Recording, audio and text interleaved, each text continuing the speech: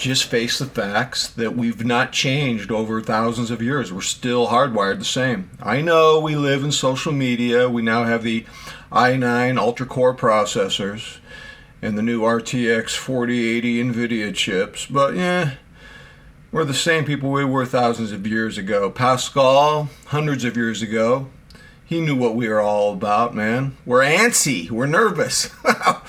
We're restless. Pascal, the French philosopher, saw that.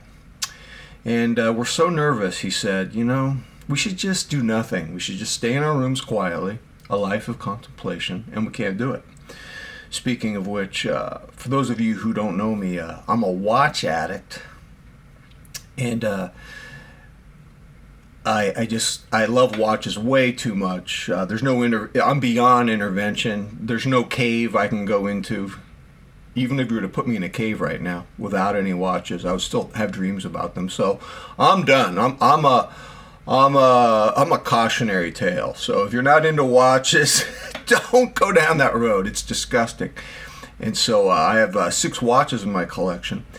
And this is a Seiko SLA023, and it's on my chocolate bar, which this chocolate bar comes with the SLA055, and I don't know why I can't connect with the 055 on this chocolate bar. The 055 is on a dive core. This, for some, I don't know why, but on the chocolate bar, I dig this. I'll tell you what. I was at a watch meetup at Mimo's a year and a half ago. Not even that. It might have just been like a little over a year ago.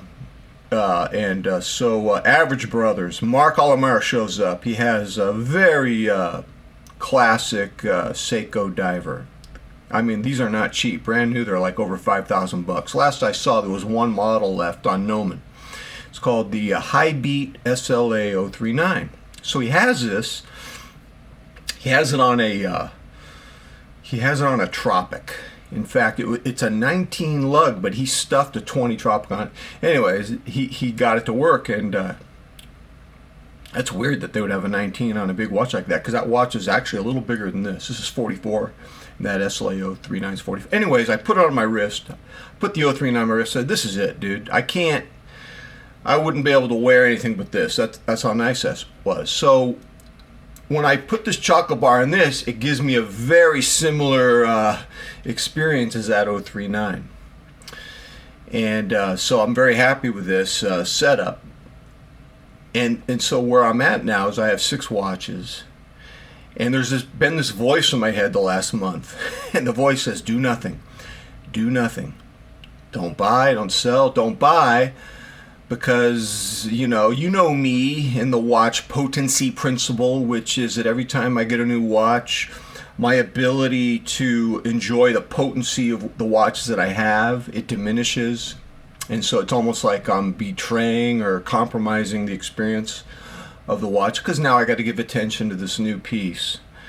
And so do nothing, do nothing. It's so hard to do nothing as a watch addict. Yesterday I saw these ice frost dial Seiko baby tunas. They're called baby tunas, which is a joke because they're bigger than the regular tuna. I think they're like 46 millimeters, maybe 47. I think they're maybe even 48. I don't know, but they're big. And I don't know, for some reason they were like cheap. They were like $350. I think they went up in one day. So good. I'm glad they went up. I won't buy them. And they have the 4R36 movements, and which are actually more accurate than the some of the higher price movements. It's weird, but they're only 40 hours. Anyways, I said, don't do it, dude. Don't buy it. Do nothing. It's so hard to do nothing.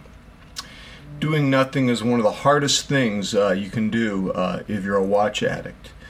Because from experience that buzz you get from a new watch acquisition is very short-lived, and then once that buzz settles down, now you're dealing with reality. It's almost like there was an earthquake when you get a new watch, and there was damage, and you're so infatuated by the new watch, you haven't seen the damage yet, but then the next day you walk through the rubble and you go, oh, this is what, yeah. Doing nothing is so hard because we want that buzz.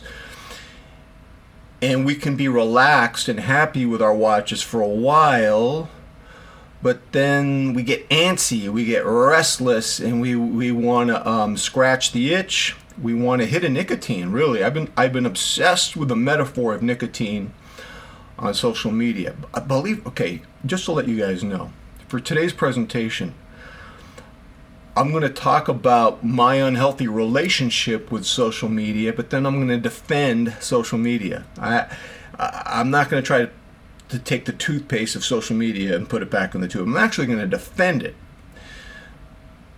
But let me just, before I get there, let me just say that as a watch addict, it's so hard to do nothing, because even when we're happy with what we have, we get restless for a variety of reasons. Number one, we miss the novelty, the nicotine hit of a new watch.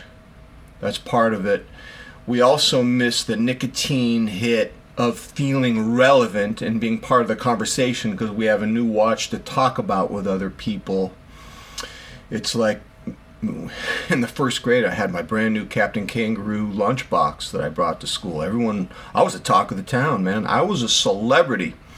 And you know, if I get the SLA023 high beat, that's my Captain Kangaroo lunchbox, and I'll be a celebrity for 2 weeks. He got an SLA023. Oh my God, you know. But that buzz is short-lived, and what I've had to learn is that these buzzes are very short-lived. And not only are they short-lived, but the aftermath is a sort of emptiness, a sort of disappointment, and then even an increased state of anxiety. Never trust that buzz. The buzz is a fluke. To give you a metaphor of the fluke, this buzz you get, how you shouldn't trust it. In 1974, how old was I? I don't even know if I was 13 yet. I think I had just turned 13. Yeah, this would have been in the fall. So I just turned 13 in 74. I used to watch a show on Soul Train. No, I used to watch a show called Soul Train. And there were these dancers. There was this group of dancers called Captain Crunch and the Funky Bunch. It's Captain Crunch and the Funky Bunch. And I would study their amazing dance moves. And there was this one dance move that they did called the Funky Robot. And it was the only dance move I knew, because I was fascinated with it, you know, moving like a robot. Ooh, the movements of a mechanical watch, a prophecy, a prelude, a precursor. No, I don't know. So anyways, I learned how to do this dance. Now, just to let you guys know, I was a nerd in junior high. I just moved back to Northern California from Nairobi, Kenya, Africa. And I didn't really understand the culture of my Bay Area teenage. You know, they're into drinking and getting, all sorts of explorations. I was an Olympic weightlifter. I was doing lots of squats. They used to call me squats, thunder thighs. I was a nerd. I was a workout nerd. So I go to the Earl Warren Junior High School dance, a nerd, knowing only one dance move. And my buddy, there was this alpha male buddy of mine, Rick Gallia. He was a boxer. He used to wear mesh tank tops, fishnet mesh tank tops with a gold chain. His dad was a cop. He had like the most beautiful girl in the school was his girlfriend, Cheryl Atkins. And he hated dancing. So he asked me to do a favor for him that night, Friday night, Earl Warren Junior High School. I had to be the designated dancer for his girlfriend, Cheryl Atkins. He trusted me. Great. Congratulations, Rick, your buddy Rick trusts you with his girlfriend because she wants to dance. So I only have one dance move, Funky Robot. Little do I know, there's a dance contest, and Cheryl Atkins and we are chosen to be finalists. And as it happens, we won the contest. The whole thing was a fluke, man. The buzz I got was a joke. I didn't really know how to dance. I only knew one move, the Funky Robot, that I learned from Captain Crunch and the Funky Bunch. Didn't even have a girlfriend or a date.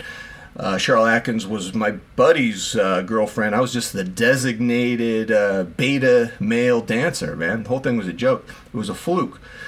Don't trust the buzz, man. The buzz is something that we crave like nicotine when it comes to the watch addiction. For me, the watch addiction, I can only look at it in the context of my social media behavior. And I've been on social media since 2009, as I've told you in my previous video. So it's been a while. I've had time to interrogate my relationship with social media.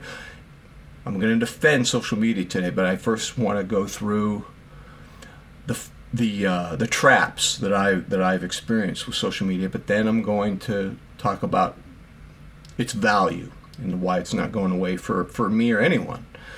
So what I learned for me about social media as a watch addict is that wanting to be a relevant part of the conversation is a buzz. Wanting to photograph, do a wrist shot of a watch on Instagram and get attention is a very short buzz.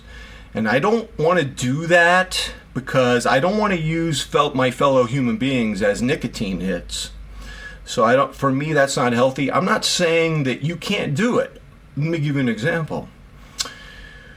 One of my favorite social media personalities, his name is Jonah Goldberg. He writes a column for the LA Times, and even though he belongs to a political organization, what's it called? The Dispatch. He doesn't like to talk about political punditry all the time. He'll talk about anything, wild salmon versus farm-raised salmon and everything else. And I like him. I notice on Twitter, Twitter X, whatever you want to call it, I notice he likes to photograph his dogs. And, people love his dog photos. He's out hiking with his dogs out through the United States of America. And I assume that's fine for him, that it's a positive thing for him. That's great. Just because I can't do that with my watches like I used to on Instagram, I had to change my habits in the last month. I had to cut back on that. And because for me, it wasn't making me happy. It was like a short-lived buzz, and the buzz I realize is a fluke. And even buying a new watch, it can be a fluke. It's weird that I know that, and I still have that reflex. I think nicotine is a reflex. You may have all your intellectual markers set before you to justify not buying a new watch, but the reflex will still be there. Let me share with you. My mother, who had real struggle with cigarettes, she told me she had quit once for like 2 years. And she was at a party. She wasn't even thinking about cigarettes. And there was this big ashtray, and her best friend was smoking a cigarette, and she put her cigarette in the ashtray. And my mother told me she wasn't even thinking. It was just a reflex. My mother reached down without looking, and she picked the cigarette up from the ashtray, her friend's cigarette, and she took a puff. And that one puff brought her back in. She used to tell us she quit when she was older, and then we would find evidence that she didn't. So she really struggled with it, and I'm sure that the smoking. My mother passed away almost 4 years ago of kidney disease, and the smoking was a big part of that. So yeah, the smoking was. Yesterday, I was having like nicotine cravings. I wanted the baby tuna, and then I saw a brand new SLA023, and I just kept reminding myself, what's that going to do to this beauty? It's just less time to wear this. Dude, you're getting old. You don't have a lot of time to do watch swaps, to rotate, wrist rotation anxiety. So I had to really resist, and now I'm all right. But man, those nicotine cravings are going to always be there. They'll never totally die. And I say that as a metaphor, as a watch addict. And I'm sure in the context of social media, they'll never die.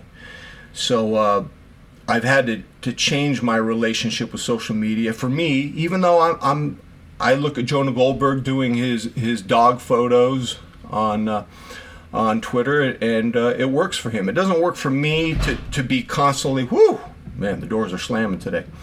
It doesn't work for me to be doing lots of photos on Instagram. It's weird. It's weird. I look back at memories of doing lots of wrist shots on Instagram. It's kind of like a fever dream. It doesn't, it's I don't know, man. The happiness wasn't there. So, having said that, I think social media has a huge place in our lives. It's part of where we are in terms of our time management and technology. Social media is huge, and one thing I miss, and I think social media, it has become a substitute for it. Man, you guys might be too young to remember this, but some of you guys will know what I'm talking about. There was a time, ooh boy, this was way back. This was like the 80s and the early 90s. When we used to, we would have like 3 or 4 friends in our circle, and we would talk to them on the phone. A phone conversation, it would last, it could be 2 or 3 hours. It would be so long, it would chafe your ear. Your ear would be throbbing. The blood vessels in your ear would be inflamed, and you would have to switch ears. And we would talk for 2 or 3 hours about everything. You know, the problems of the world, our personal mistakes, the human condition, philosophy, food. There was so much to talk about, and commiserating with a friend you trusted and with a friend whose intellect you admired became like one of the highest human endeavors that you could have. And this gradually, kind of like killing a frog in the slow boiling water that eventually boils, this whole 2-3 hour phone conversation gradually died with text messaging and social media posts and everything. And it's funny, I read an article this morning in the Atlantic, the friendship paradox by Olga Kazan. We all still crave those friendships, those commiserations in which we, that deep connection where you're exploring something with a friend for 2-3 hours. The conversation, there's no performance, you're not putting on a show, you're not curating anything. It's a sincere improvisational exploration of ideas, and that's part of the human condition, because that's what we did when we were cavemen, in front of the fire, telling some gnarly stories about how that dinosaur chased us, or how we killed that saber-toothed tiger. We got some gnarly stories that we want to share with people, and we want to be real. We don't want to BS and curate something on a social media thing. And so there is that hunger, but in her essay, she pointed out that we all have that hunger, but we either don't have the time or are not willing to make the time for such a friendship. Who has time to have like 3 friends in your circle and to have a 2-hour conversation with them? I wonder if it was like a surrogate for therapy. I don't know, or not even that. That doesn't frame it quite accurately. Maybe that was a necessity of the human condition. It's always been a necessity of the human condition to have 2-3 hour conversations. I believe I have students who come from places in Europe and the Middle East where they have cafe society, and they talk all day in a cafe about these things. Who has the money and time to do that? That sounds like a rich man's game. But so I suspect that it's all necessary for us to have these long improvisational, non-performance exploration conversations. And that's where I think social media comes back. Such conversations can exist on YouTube, I believe. I was watching Dave 2D. He does laptop computers. Mostly does gadgets, and I like him a lot. I think he has 3.5 million subs. He must be, and he about once every 3 or 4 weeks he'll post a video. I think recently he had a brand new ZenBook Z14 with an ultra-core 9 processor. The new version that doesn't, take up battery life and everything. Yeah, and it's an authentic. You're having an authentic presentation from a very talented YouTuber. And then in podcasts, it exists. Podcast probably even more so. My favorite podcast, to go back to Jonah Goldberg, it's called The Remnant, and he, even though he comes from a political background, he doesn't like to break everything down into politics, because politics can be boring, it can be tribalistic. It can be, are you on my team? And, it's disgusting. So he'll talk about it. Like recently, he was talking about wild salmon versus farm salmon, but he'll just talk about a variety of philosophical matters. I think he's a genius, but it's interesting. I'll listen to him for like 70 minutes, and it's just wonderful. And then when it's over, I'm disappointed. I feel like the phone conversation ended too early. And so that connection, I believe, that we used to have as cavemen in the fire, or in the 80s and 90s with our 3-hour phone conversations, I think it's still going to happen. There are going to be authentic YouTube content creators who aren't giving us shtick. They're giving us, real content that's either useful or genuinely entertaining. I don't know if entertaining is the right word. The word I want is they're giving us a connection to a conversational world that's necessary for humans. That's always been necessary since the caveman days. And there are people who do that on YouTube, probably even more in the podcast platform, because with a podcast you can go longer. I think a podcast should be about, I don't know, man, 60 to 75 minutes. Some of them go 2-3 hours, and that might be too long. That might not be realistic. I don't know, but you're on a long car drive, I guess that would work.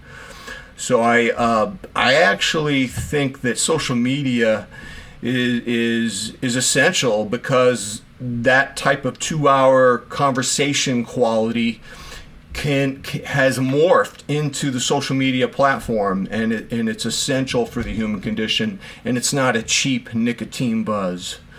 So that's why I began this video presentation with the talk about how hard it is to do nothing, because I think a lot of us watch addicts can identify with that itch, that restlessness, and then when we give into it, our problems are even worse.